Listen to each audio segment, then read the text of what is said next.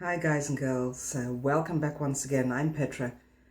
A viewer asked me to do a few more videos on the traits and on examples of what the narc does, so more in the mindset of the narcissist. So that's why I thought I'd do the following topic on the narcissist disregarding your personal boundaries. Now, we all know how important this is when dealing with a narcissist, that boundaries are very important, healthy boundaries, to put into place and to maintain. But the thing with a narcissist is that they do not like boundaries because they feel superior and you are inferior in their eyes. They do not like the sound of boundaries, they do not like the word boundary, and they will never abide to boundaries. So I have jotted down a few points. Let's see, I have 12, and I thought I'd just go through them with you, and maybe you can relate to some of them. Some of them I've taken from having conversations with other people who have been through narcissistic abuse, and some of them are my own examples that I have experienced myself. So I'm just going to go through all of them, and I think it's important to say, if you recognize 1, 2, or maybe 3 of the examples that I'll give, this doesn't necessarily mean that you are dealing with a narcissist, because some things can just be pure coincidence.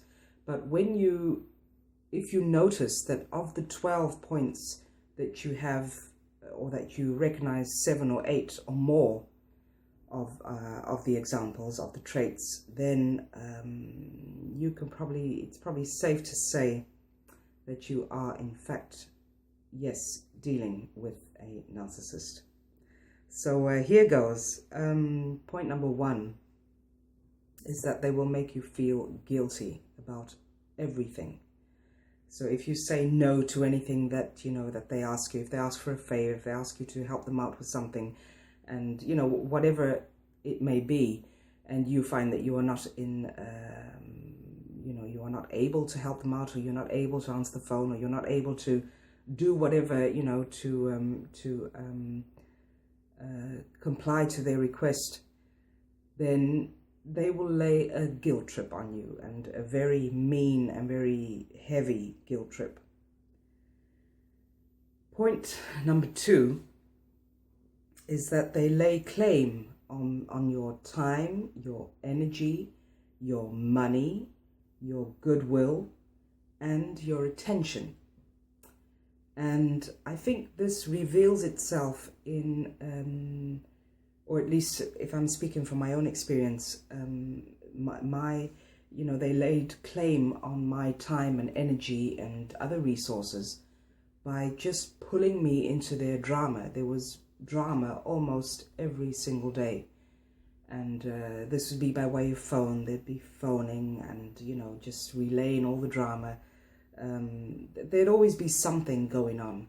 So I found that, if my work suffered, I didn't get to do a full day's work, because all this drama was not only on the phone and not only in email, not only in person, but it sort of remained, it sort of hung in my thoughts throughout the rest of the day.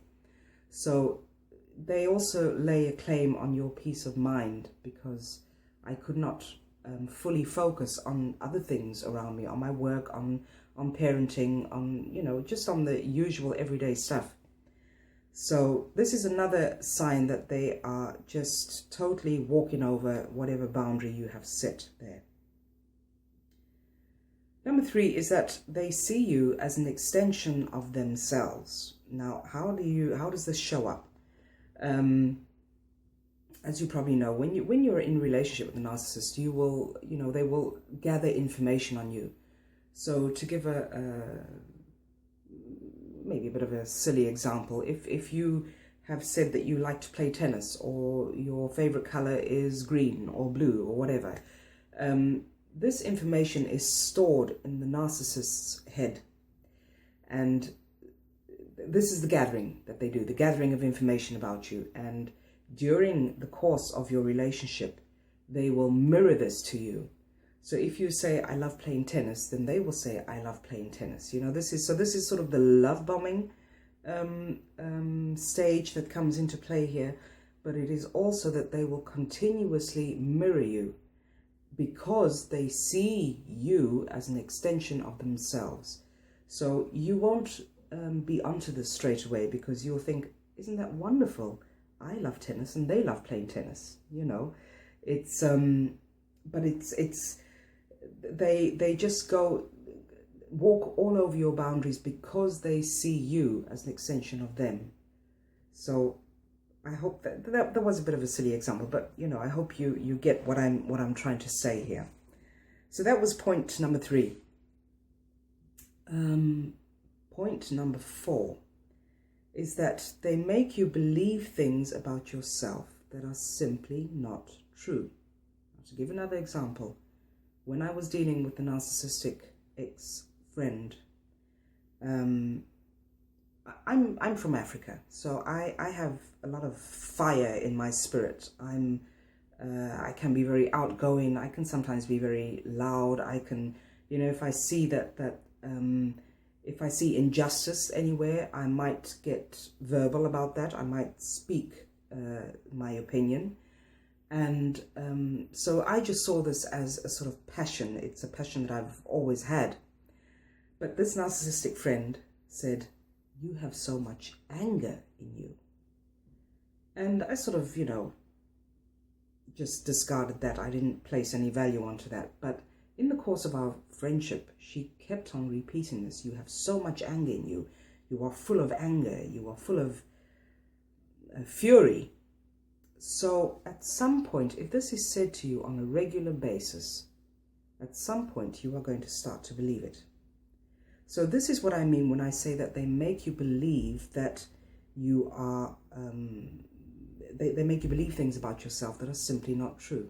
So yes, there would be situations where I would be angry or upset at someone and I would, you know, voice my opinion, but I did not embody anger. But at some point I believed that I had all of this anger boiling inside of me, which just was not true. So watch out for this, because this is another one of their manipulation tactics to change your belief system about yourself and make you believe that you are a totally different person than you know who you are. Let's see that. Yeah, point number 5.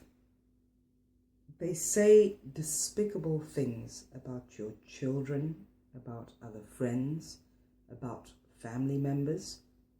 And this is, you will see a pattern forming here, because it'll be something that they keep bringing up. If they meet another friend of yours or another family member or your children, at some point they will have something horrible or despicable to say about them.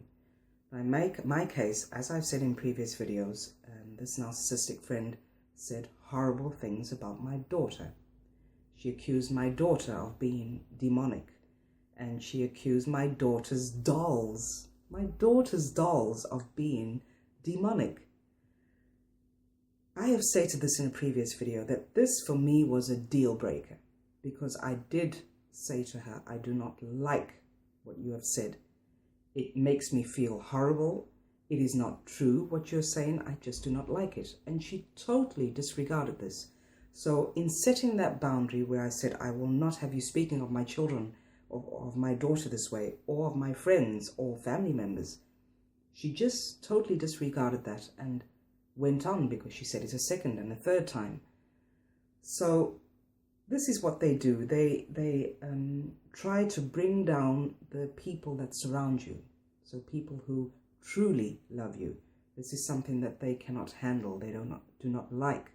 So they will try to bring your inner circle of influence down with you as well. Point number 6. They take down every inch of your confidence. Now, I know this was also true for me.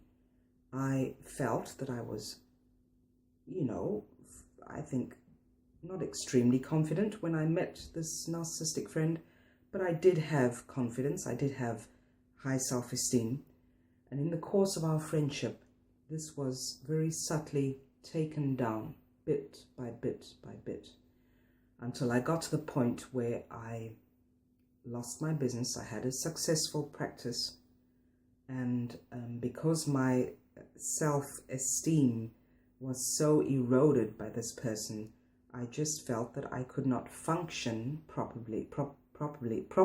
Sorry. I felt that I could not function properly as a coach. So my practice folded. And I sort of realized this in the beginning stages of the friendship, but I just sort of thought, it's not her. It's got to do with me. I need to, improve on my coaching skills, and I need to do more promotional work for my business, and then it'll be fine. But in hindsight, I realized that this was the breaking down of the self-confidence, and it made me lose a lot. But now I have gained so much more because my practice is even stronger right now. It is flourishing, and this is all due to the fact that I went through this abuse, and I am now building my practice on helping others with this abuse. So there was something good in the breaking down of the confidence, my self-confidence, by this narcissistic friend. So once again, a great lesson, and this is another example of how you can flip things around and make them work to your benefit after the abuse. Point number 7 is that they will spit fire when you tell them no. Now, I think I mentioned this a few days ago in my last video, that, no is setting boundary, and this the narcissist hates. And there will be hell to pay, because the narcissist's wrath will come down on you like a ton of bricks when you tell them no. This is another way that they cross your boundary. I'll just flip my sheet here, sorry. Point number 8. Whatever is yours, they automatically consider theirs. Now, I don't have any personal experience with this, but I have, from speaking to others who have been through the abuse, their belongings would automatically be the narcissist's, or that is what the narcissist thought.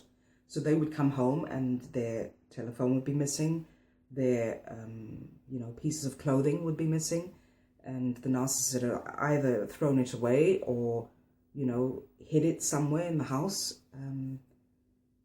So this happens. I didn't realize that this is one of the traits of crossing boundaries, is that they have no respect for your personal belongings. Point number 9. They ignore or invalidate your needs and your feelings.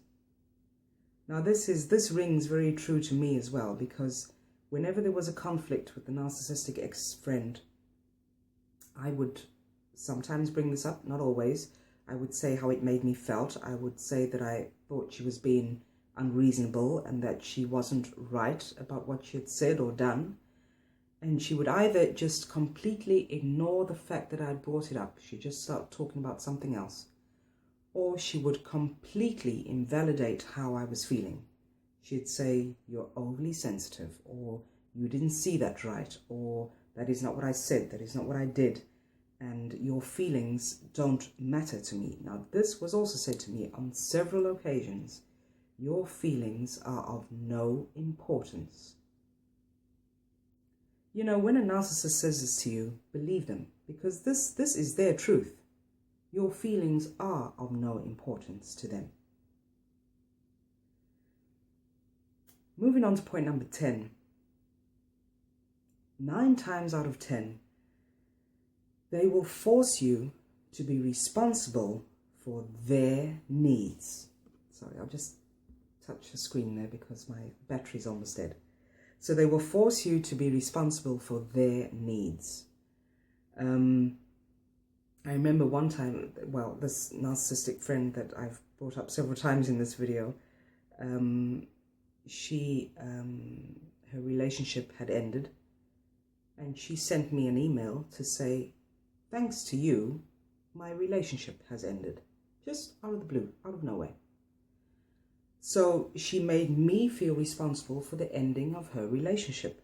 And, you know, this is just one example. There are so many examples that I can tell you about.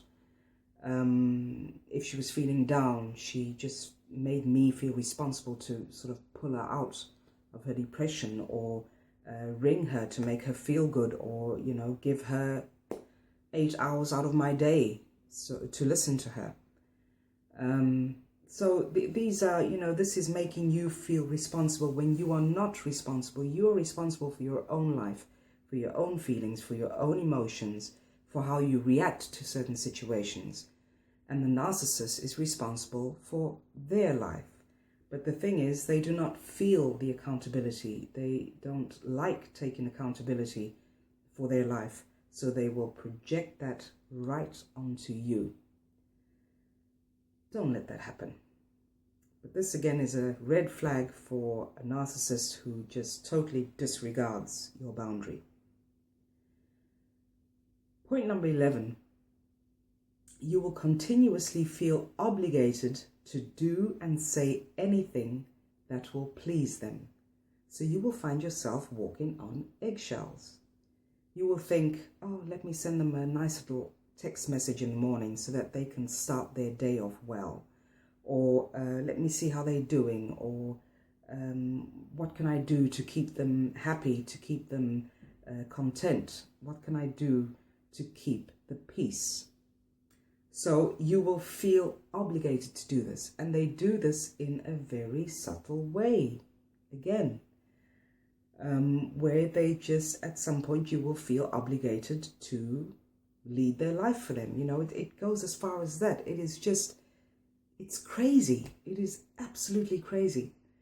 But I felt the obligation as well to, you know, to always be watching her, to be cuddling her, to make life as comfortable as possible for her. And that's just crazy. It's mind-blowing. My 12th and final point is that there will be hell to pay when you dare to disagree with them. You know, I'm sure you've been through this. I've been through it. I think I went through it for most of the friendship. That as soon as I disagreed on something, as soon as I voiced another or a different opinion than she had, there was hell to pay. And the hell came down in a fury, a narcissistic rage. It came down in the silent treatment for months on end. It came down to not answering my calls, not returning my emails or text messages. So this is the hell that you have to pay for when you dare to disagree with them. Yeah. Okay, guys and girls, that was just a quick, well, it's not that quick. I see I'm already into 18 minutes, but I hope you can relate to some of these points. And, you know, if you have anything to add to the narcissist disregarding your boundaries, please jot them down here in the comment section. And I hope this video has been of some help. If you feel that anyone else may be helped by this, please share the video, and please keep subscribing, because this community is just growing and growing, and I just love the energy that is felt on this channel with all of you. So yeah, looking forward to seeing you next time. Have a great evening. Well, might be morning, afternoon where you are. Here it's evening, it's getting quite late, so I'm going to get ready for bed. Okay then, have a good one, and speak to you soon. Bye now.